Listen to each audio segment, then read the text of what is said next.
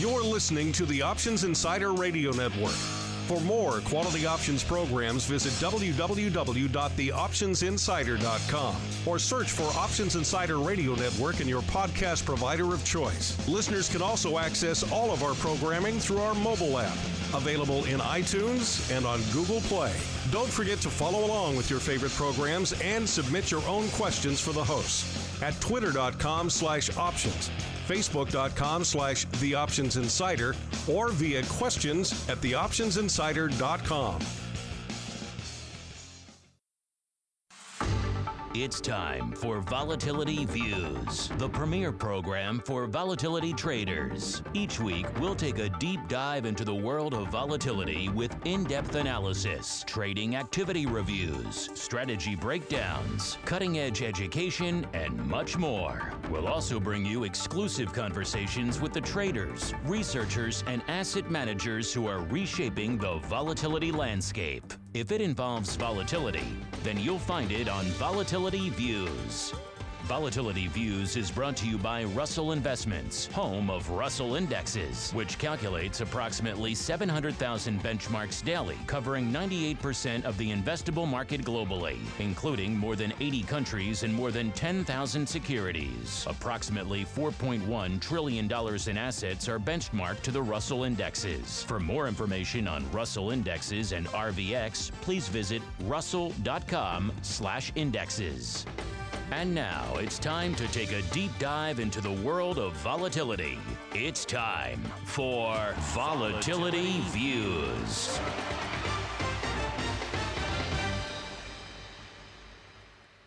All right, everybody. That music means it's time once again for Volatility Views, the premier program for volatility traders. My name is Mark Longo from the OptionsInsider.com, as well as, of course, from the ever-exciting Options Insider Radio Network.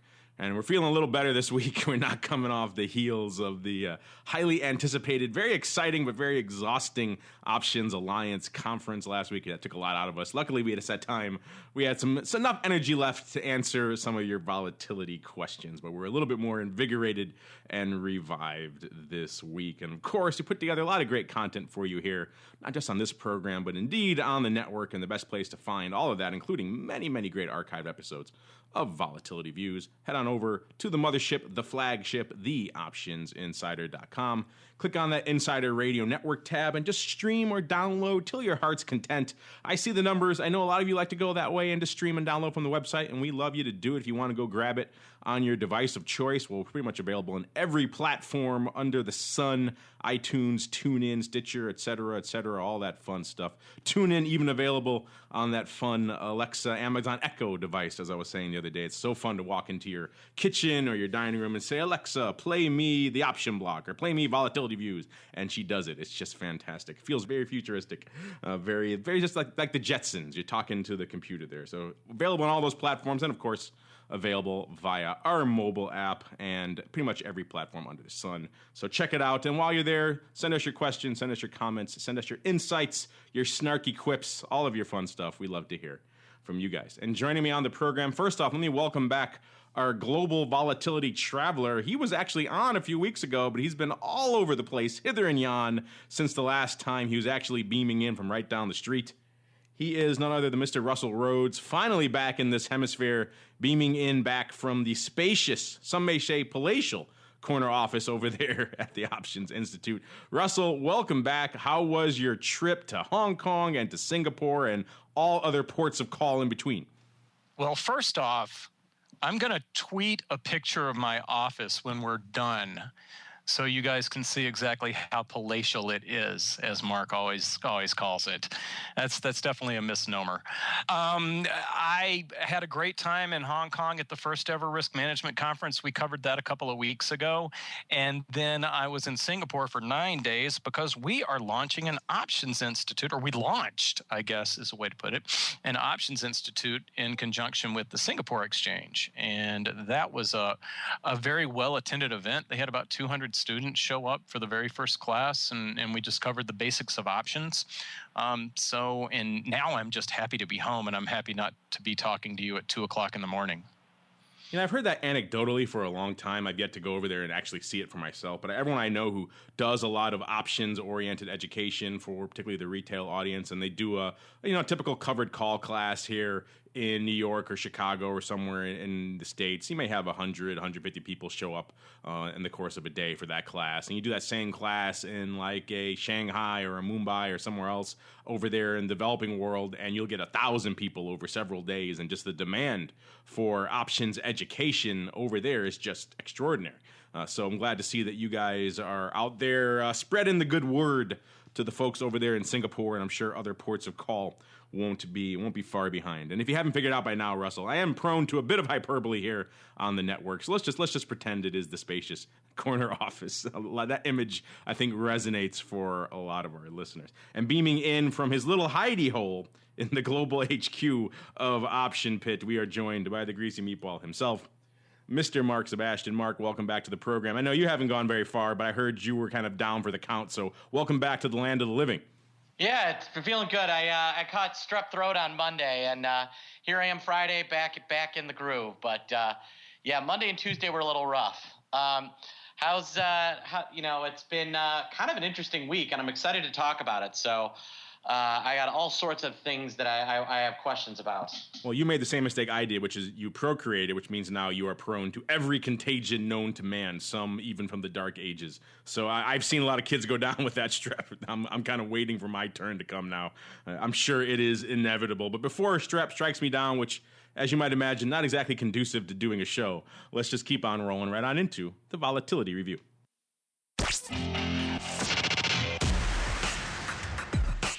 It's time to break down the latest developments in the volatility trading world. It's time for the Volatility Review.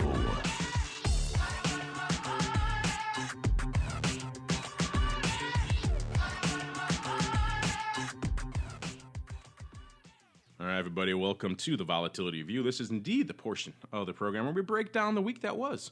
From a volatility trading and analysis and activity perspective, we are recording this on Friday, December 18th, for all of you playing the home game. And as Mark alluded to, it's yet another rockin' rollin' day here on the old street. We're about midway through the session right now, and most of the major indices off well over 1%, S&P off 1.3% right now.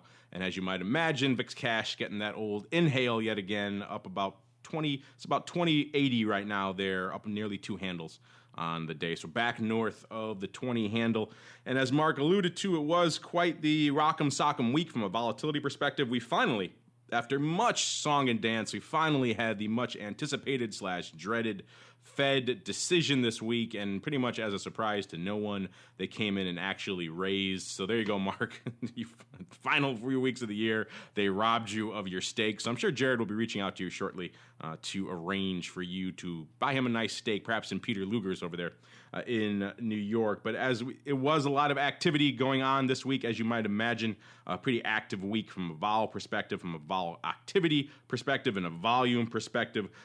As we were talking a few weeks ago here, the last time we did our crystal ball on the program, no one really talked about a mid-20 handle, yet let alone flirting with 27 handle in the VIX Cash. That's exactly what we saw over the past week or so. A lot of activity, a brief, ever so brief flirtation to the upside. It's like I said, it just barely touching around that 27 range, then coming right back down just yesterday or so, was back south of the 20 handle, and here we are now back again into the 20 range. So it's been quite a week from an overall volatility perspective. As we started actually coming into today, we were several handles lower, like I said, in the VIX Cash. So a lot's been kicking off. Russell, you've been our globe trotter. You're now back in the palatial corner estate. So we'll give you pride of place. What really caught your eye in this week, this Fed week of volatility? Well, the thing that really caught my eye was yesterday when the S&P 500 was under an awful lot of pressure and VIX wasn't moving up. We did have, a period yesterday morning where, usually when you see something like that, the equity market tends to rebound, and that wasn't the case. So, I can't recall a time where the S&P 500 is off, VIX is kind of topped out mid-morning and looks like it's coming in, and the S&P 500 doesn't recover. So that's the thing that really caught my eye more than anything else this week was just the day after price action. I think everybody expected us to rally if the Fed did what they said they were going to do on Wednesday, but yesterday's price action was extremely perplexing to me. Yeah, I think a lot of people, we said this in some of our other programs, including the option block, leading into the much ballyhooed Fed event, that this is one of the first, well, certainly the first Fed increase in recent memory, so our frame of reference is a little bit skewed, but this is the first time a lot of us can remember in a long time where the market was expecting a Fed increase, and if we didn't get it, most people expected the market to sell off pretty aggressively. The reasoning behind why that sell-off would come was many and varied, and some of it kind of ludicrous. But still, it was the preponderance of belief that the market would sell off if we didn't get the increase, which is kind of a new, I think, scenario for a lot of us out there. And we saw some interesting volatility action going into the Fed event itself. I think a lot of us anticipated something like an earnings event where we'd see some firming up of volatility going into the event, and then barring some sort of drastic surprise coming out of it, we'd see that balloon pop and the vol come in. We didn't exactly see that play out exactly. It was a little bit different. Let's get into some of those nuances. Mark, you said this was an interesting week for you when you were, and I'm sure it's probably a good week to watch vol when you're laid up on your back with strep throat. Yeah, I think the funky thing is that, we saw the S&P do kind of nothing last week and the VIX rip to 25, 26. Now, here we are. We had this week, and I mean, legitimately just this week, let's think about how much the SPX has moved. It is down 1.2% today. It was down 1.5% yesterday. The day before that, it was up 1.5%. And I'm looking to see if there's any other huge bars. Yeah, and we had a pretty decent move on. We had a 28 handle move on the 15th, and we just had this whole week huge intraday movement. And so Monday we had if you look, Monday we had a 30 handle range. We had a 28 handle range on Tuesday. Yesterday we had a 40 handle. We had a 30 handle range yesterday, 30 handle range the day before, and right now we've moved up to $28 today. And you had way more VIX pop last Friday than we're getting today in what was almost as volatile a week. It makes me think that this is kind of the final shakeout, and we may get a big rally on Monday, Tuesday, Wednesday, or really traders just are unwilling to own volatility premium into next week and the following week. But I'll tell you, if you think we're going to move like this next week, like we have the last 2 weeks, then VIX and VIX futures are on a fire sale and should be purchased. I'm not sure I believe that scenario, but that is the way everything lines up. Yeah, screaming deals. Black Friday, Cyber Monday here in volatility land. And I'm going to stop printing out our term structure the morning of the show in the VIX futures, because it just gets, by the time the show starts, it's so outdated. It's useless to me. These futures move around so quickly, particularly on days like today, that this is just an inside baseball joke here, listeners. But don't even bother checking out the term structure the morning of the show, because it's moot by the afternoon. But moving on, some other things that are lighting it up, and we'll get to looking ahead a little bit in the crystal ball. I don't want to get all over that too much, but of course that does raise the question of post Fed, what's left for the end of the year here, aside from some eggnog and some holiday cheer. But we are seeing things moving on in the VIX realm if the options aren't really lighting it up commensurately with the underlying movement out here in the VIX action. You'd think with VIX up 2 handles, the S&P off nearly, it was about 28 handles, now about 26 over here. You'd think you'd see a little bit more lighten it up out there from an overall VIX activity perspective, and yet so far today, not really kicking it off. Only about 130,000 options having gone up today on the ADV right now of about 600,000, but that belies a really aggressive start to the week. No surprise there. This was indeed Fed week, so people were rocking and rolling. Monday, Tuesday, and Wednesday, really, really active days. Monday doing pretty much 2x the ADV, about 1.2 million contracts on Monday, 860 and about 850,000 Tuesday and Wednesday. So all 3 of those days leading into the big Fed decision, rocking and rolling, then kind of quieting out the rest of the week. Thursday, about 341,000. Looks like if all remains on course for today will probably come in around a similar range, barring some crazy whales lurking in the wings. You never know when someone's going to come in and do a crazy 1x2 for 1 million contracts. But that aside, there doesn't look like we're on par or on course really for any extreme volatility or volume developments out here from a vol perspective. A few trades of note this week, but there was so much going on. It was really kind of hard to parse massive size trades that were of any particular note. It was kind of when you see this flurry of activity everywhere on pretty much every strike, picking out the few gems, it's kind of like finding that little proverbial needle in the haystack. Maybe Russell, I know you haven't really been had a chance to settle back in too much and check the activity realm, but any VIX options or indeed futures, we'll expand it to futures as well. Activity really worthy of note in your eyes this week? Anything really surprised you, or was it kind of just like I was alluding to earlier, just that overwhelming fire hose of activity earlier in the week that just knocked you back like everybody else? Well, there was a surprise. Somebody came in yesterday and bought the weekly that expires next Wednesday, the weekly 2022 call spread, and they paid 40 cents for it. And when you see something like that, you see a 2022 call spread, you automatically think they're selling it, but they were actually buying it. So, and which means they're looking for higher volatility during a holiday week. So that one just kind of that's the one. But as Mark Sebastian said just a minute ago, if you think that we're going to keep rocking and rolling next week, then it's kind of like everything's on sale right now, and maybe that was the thinking behind that trade.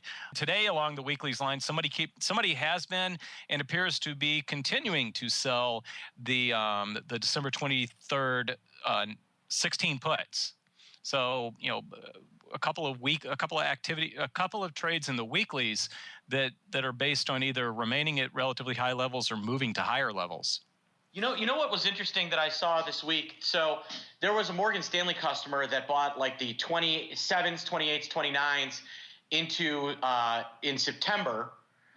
He bought them in like early August and made an absolute killing on them. I think he bought them for 50 cents and was selling them at multiples of that. Well, that same customer appears to be buying up the 27s, 28s, 29s for the January strike. And then Barclays followed up with a call stupid. They bought 75,000 of the 30 calls and 50,000 of the 28s, piggybacking this guy. So that might have been related to their VXX and VXX product, but there's some really aggressive, way out of the money call buyers. Now, they may be hedging. Who knows what they're doing? But it was interesting, and that piqued my interest.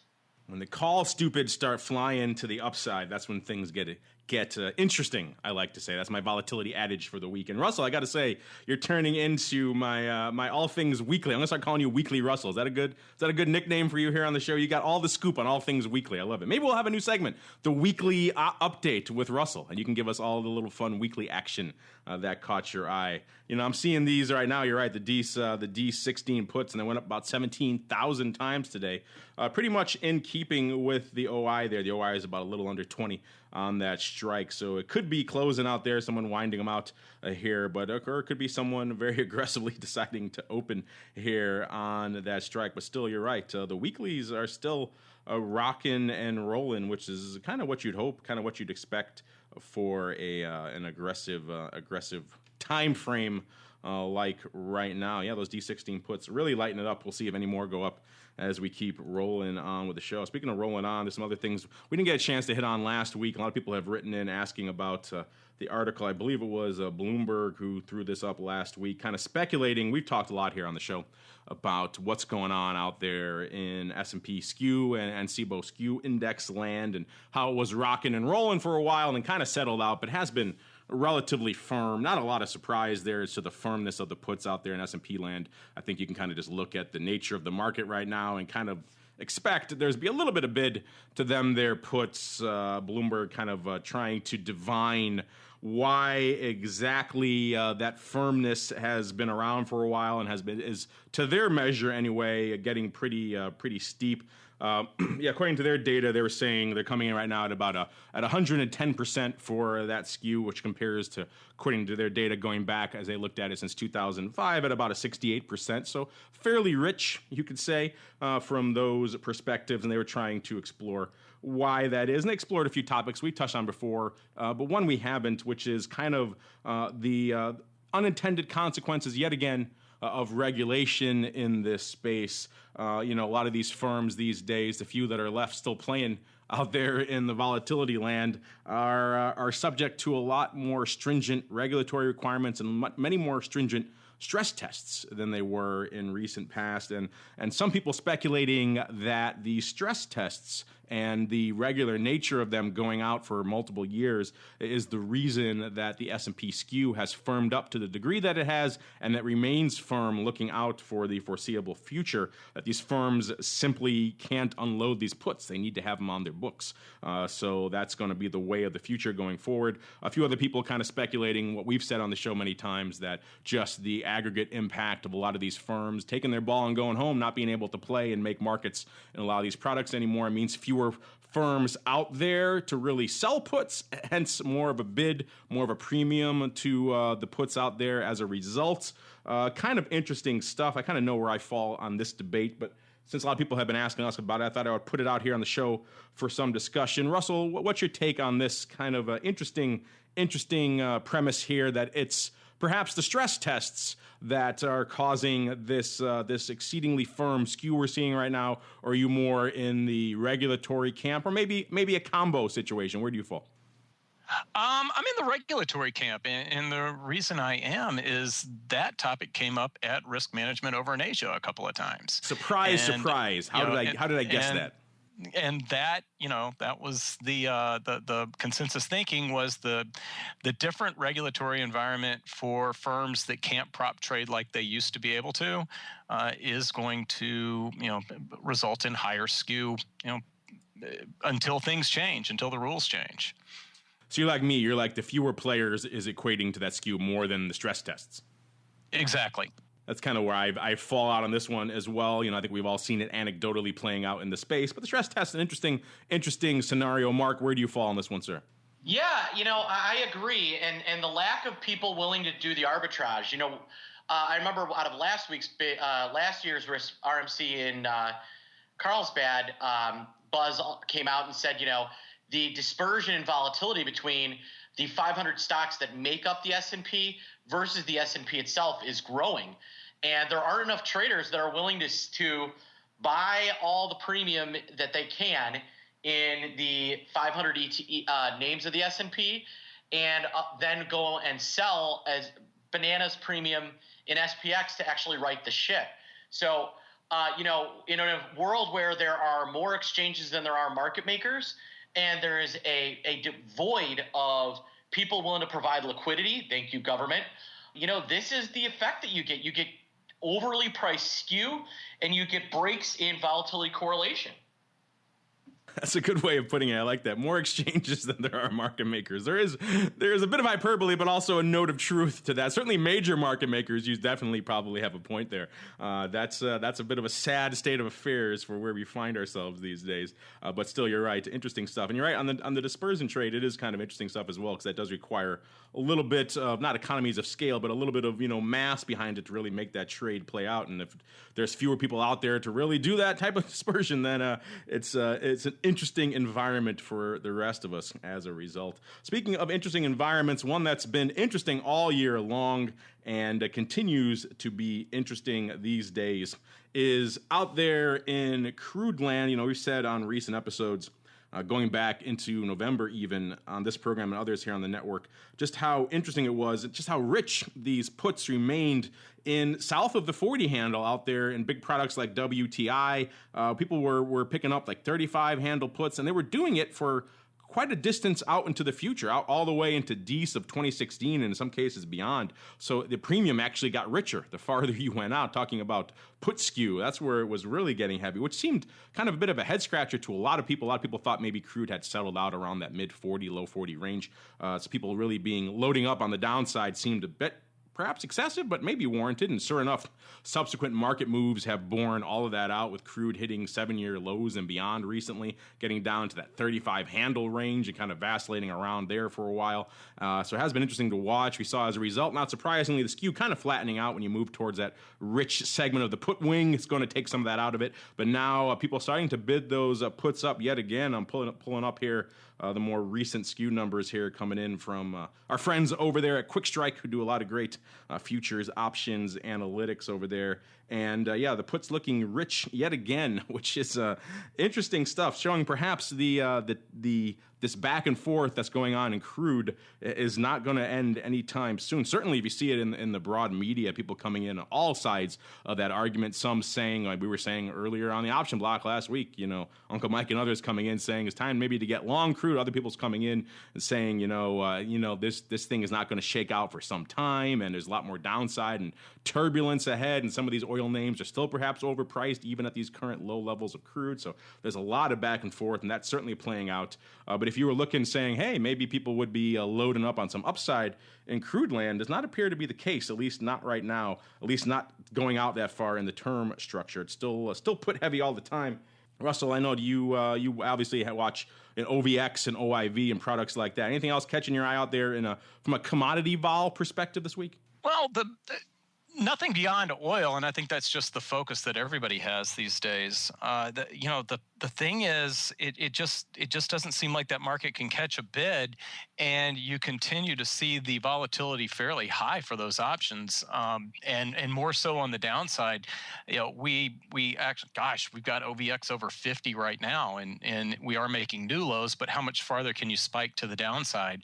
And with an implied volatility of 50, you kind of need a spike for somebody to make money off of trading something like that, at least from the long option side, which could be puts or calls. It doesn't seem to me that anything that you would think that would fundamentally get oil moving to the upside has achieved that. And until, we've got Russia bombing parts of the Middle East now, and specifically targeting oil facilities. What else is it going to take to try and help the price of oil? And for some reason, it just won't get moving to the upside. Yeah, in the old days, that news would have been the equivalent of people loading up on the 200 strike out there in crude. I remember, that seems like not that long ago, when we had all that rumors of the Saudi day of rage, and crude was somewhere north of the 100 handle. I forgot exactly where it was, probably in the 1-teens range, I believe, or something like that. And all we saw was people loading up on the 200 handle calls out there as far out as you could go in crude land.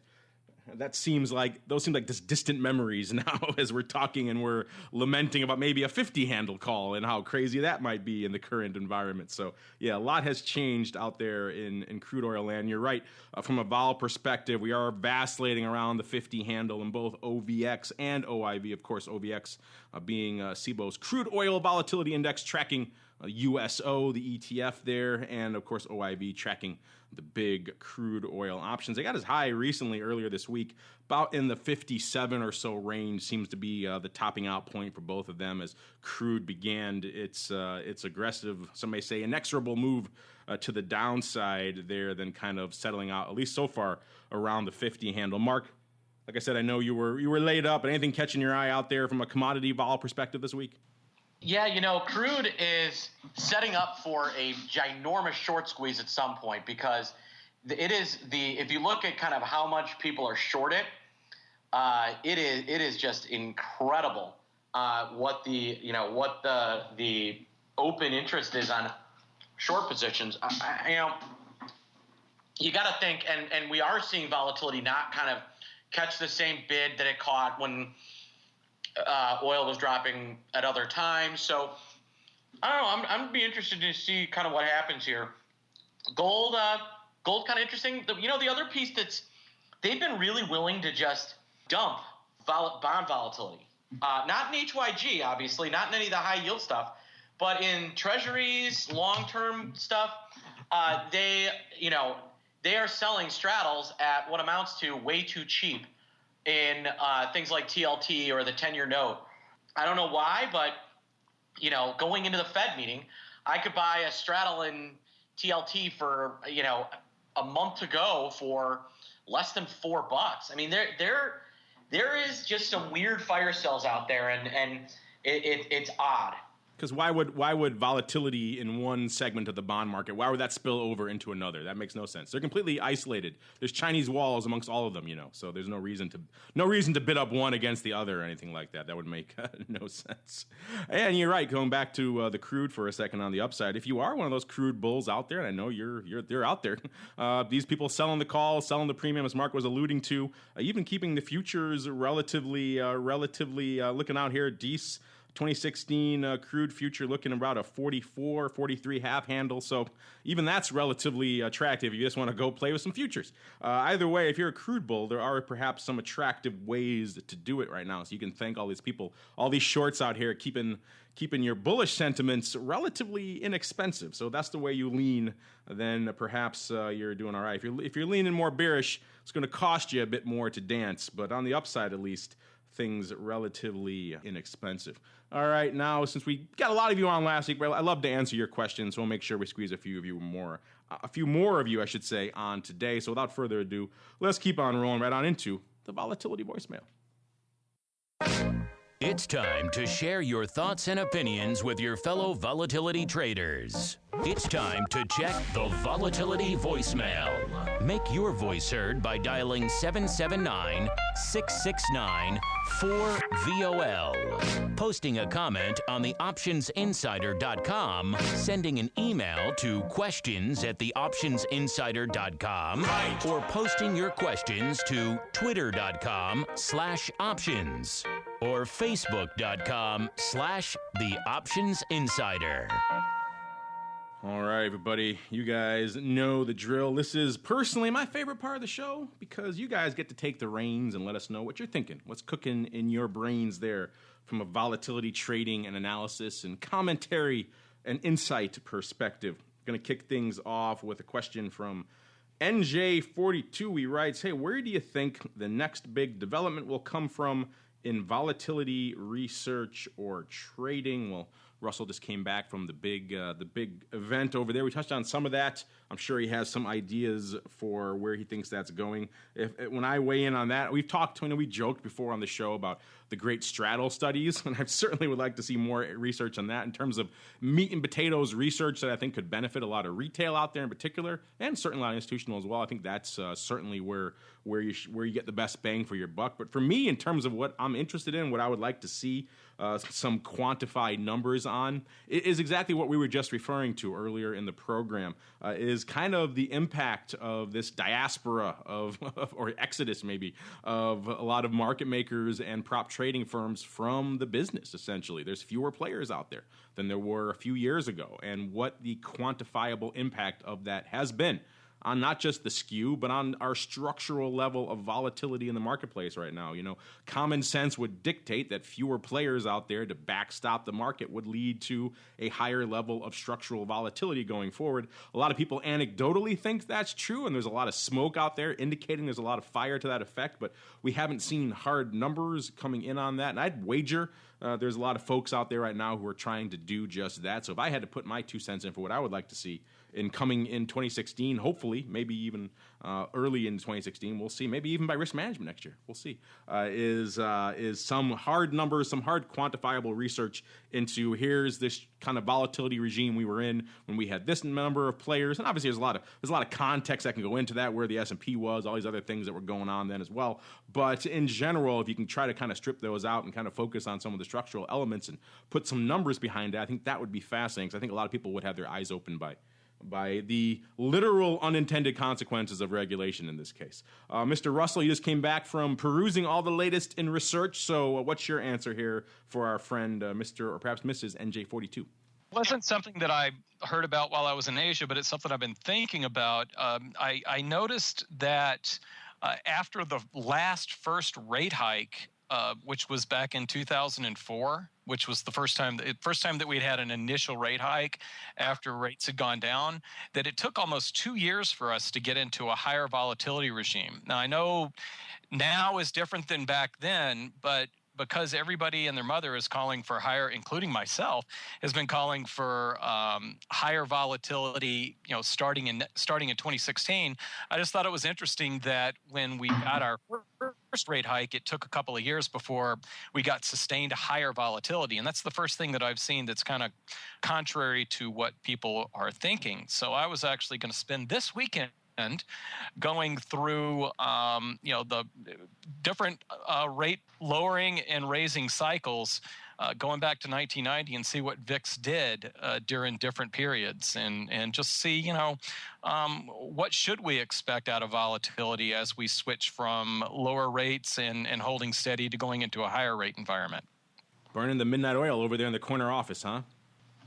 Exactly. That's my hobby. You know that. Well, there you go, listeners. That shows his level of devotion to you, that he was willing to spend his weekends digging up some fun volatility research. Hey, if I had that palatial corner estate, I'd spend some time there as well. Mr. Sebastian, what's your take here for our friend, Mr. NJ42? Well, I think you're going to see, now that the weeklies have matured, you're going to start seeing a just treasure trove of research start to come out back half of 2016. And there's going to be some really, really interesting research on selling weekly premium relative to, some of the big monthly contract, and what volatility can look like when you're trading weeklies. And there may be some research out there saying that the weeklies, what the effect of the weeklies have on the actual cash VIX. I'm interested to see whether, as they grow in volume, they actually are able to basically be the tail that wags the dog.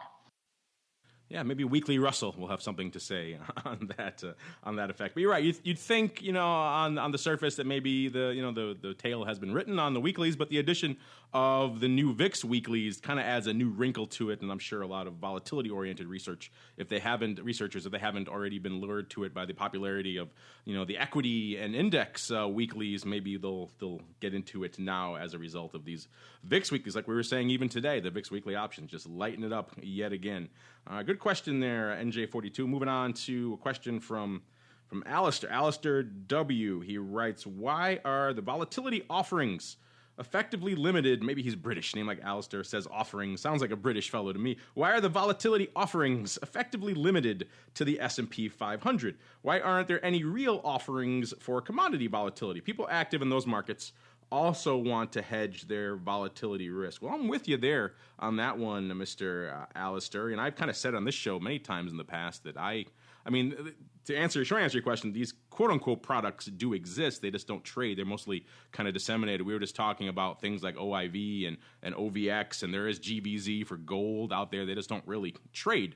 But they do exist, and they're kind of fun to watch. But I've kind of scratched my head many times on this program as to why those particular names and others out there in the commodity landscape haven't really resonated with the institutional or really the retail community. You think on the surface, VIX and gold, VIX and crude, these are two great tastes that taste great together. They should be lighting it up, particularly over the past year, given how much interest we've seen in crude and particularly crude volatility. You'd think that would have been a no-brainer, yet for whatever reason, those products continue to flummox us here. We'd love to see those things lighten them up.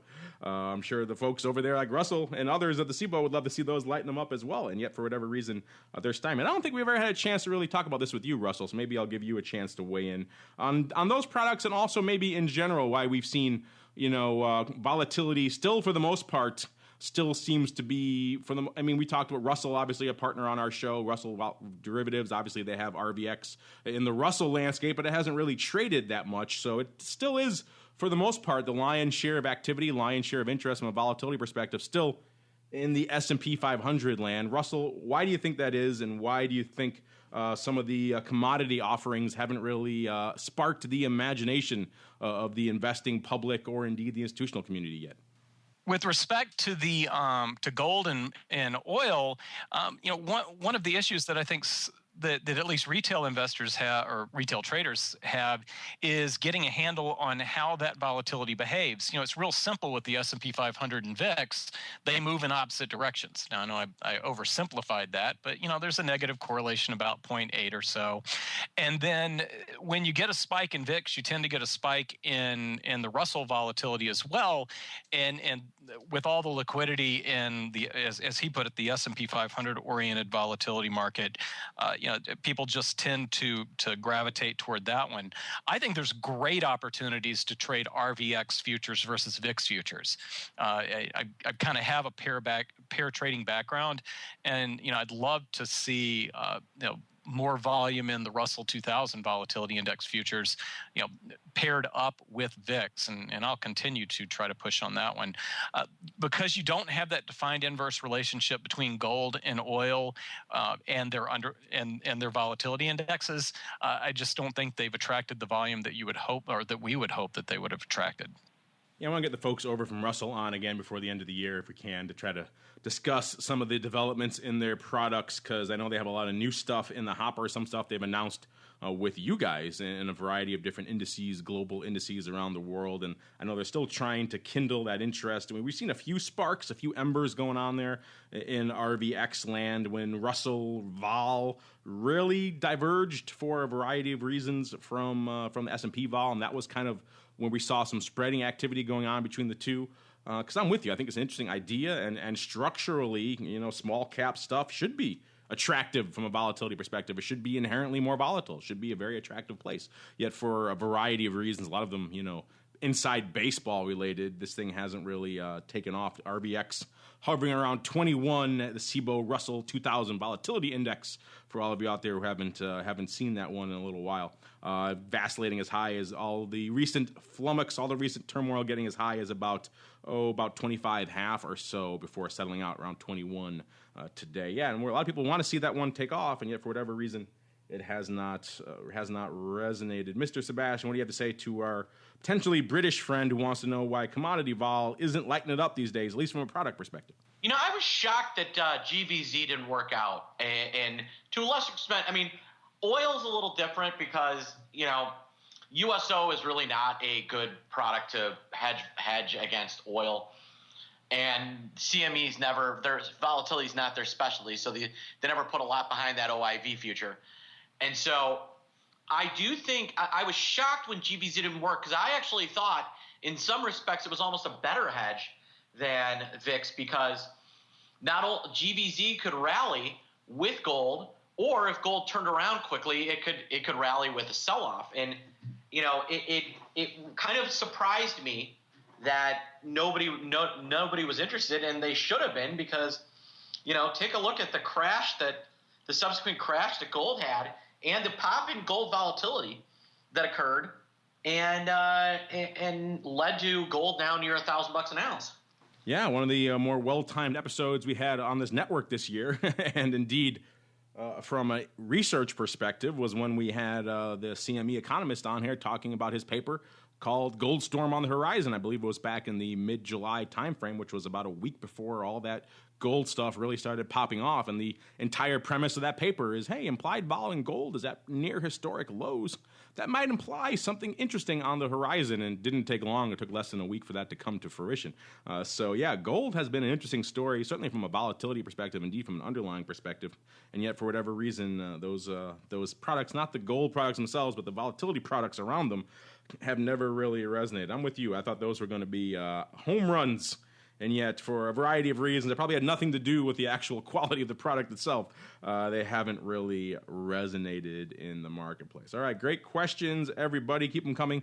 You know how to hit us up. And now it's time for us to keep on rolling into our final segment. It's time to break out the crystal ball. It's time to peer into the future and reveal what the volatility gods hold in store. It's time to look into the crystal ball.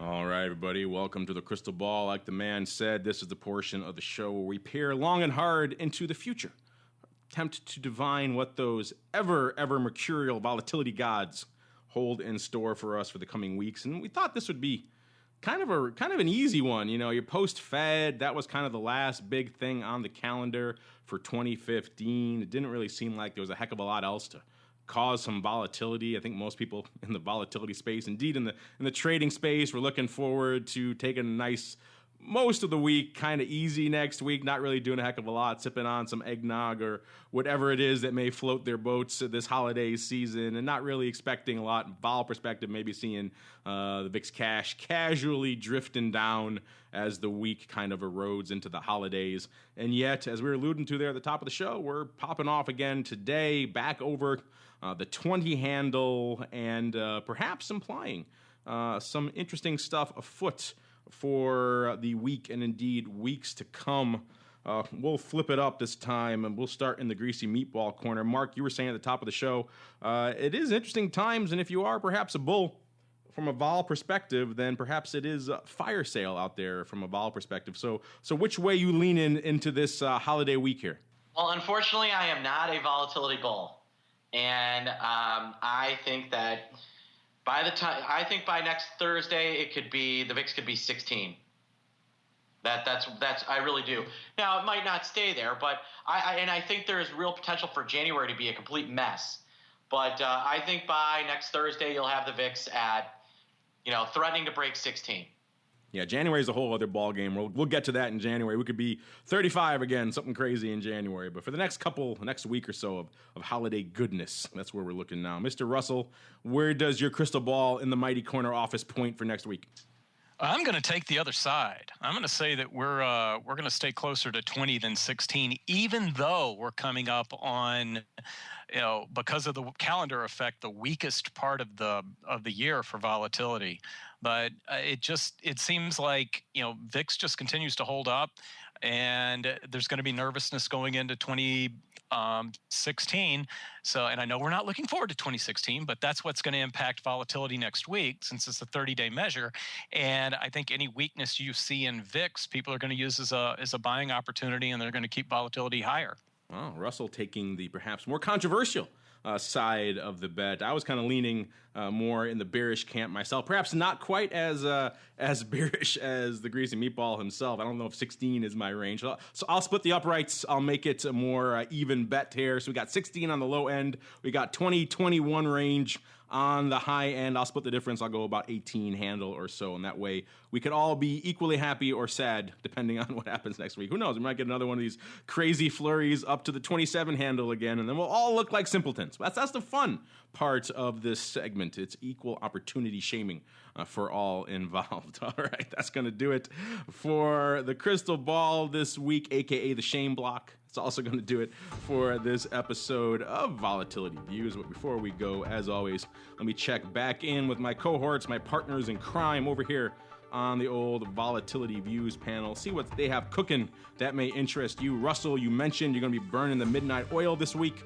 digging up some interesting research for our listeners here to discuss perhaps on upcoming episodes. What else is coming up in the land of CBOE live vol you'd like to let our listeners know about? Well, we're gonna, there's lots of things going on. We had a big meeting about it yesterday. But, in the near term, we'll be, you'll see our end of the year reviews. I'm going to do a webcast, I think the first Wednesday in 2016, and talk about, where we've been and where it looks like we're going. It's going to, one of the reasons that I said I was going to be looking at the Fed cycle is I really do want to do some digging, because it's been so long since we've been in a tightening cycle, to get a feel for what VIX will be doing around that. And then, take a look at next year.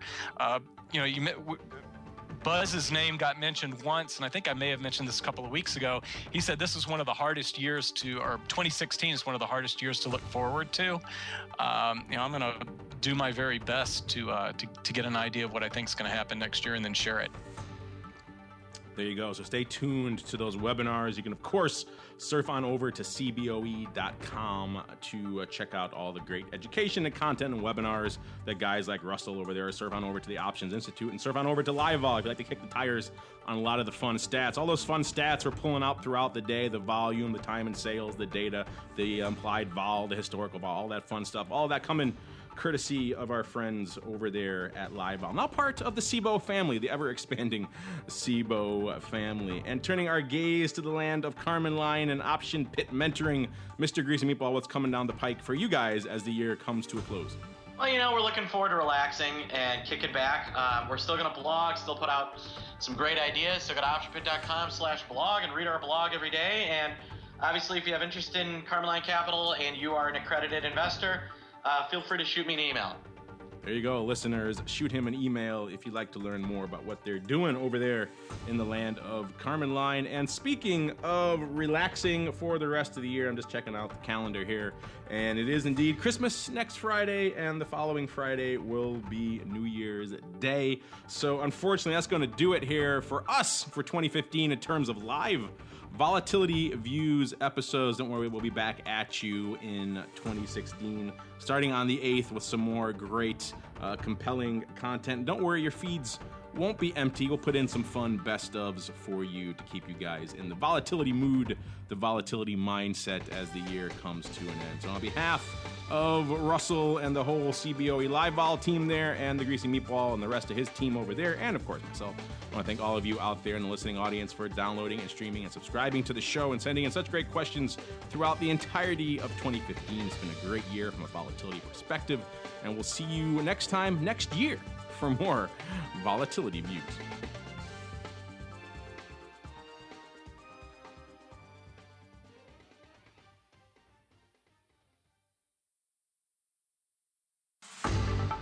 Thank you for listening to Volatility Views, the premier program for volatility traders. For episode archives and detailed show notes, please visit theoptionsinsider.com/volatilityviews. Be sure to make your own voice heard by leaving a volatility voicemail at 773-669-4VOL. or by posting a comment on theoptionsinsider.com, sending an email to questions@theoptionsinsider.com, or posting your questions to twitter.com/options or facebook.com/theoptionsinsider. Volatility Views is brought to you by Russell Investments, a global asset manager and one of only a few firms that offer actively managed multi-asset portfolios and services that include advice, investments, and implementation. For more information on Russell Indexes and RVX, please visit russell.com/indexes.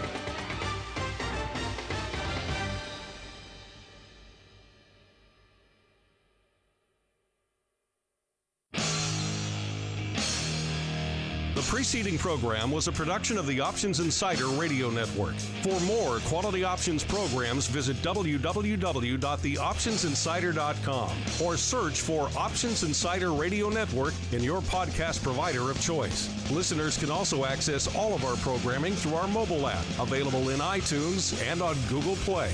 Don't forget to follow along with your favorite programs and submit your own questions for the hosts at twitter.com/options, facebook.com/theoptionsinsider, or via questions@theoptionsinsider.com.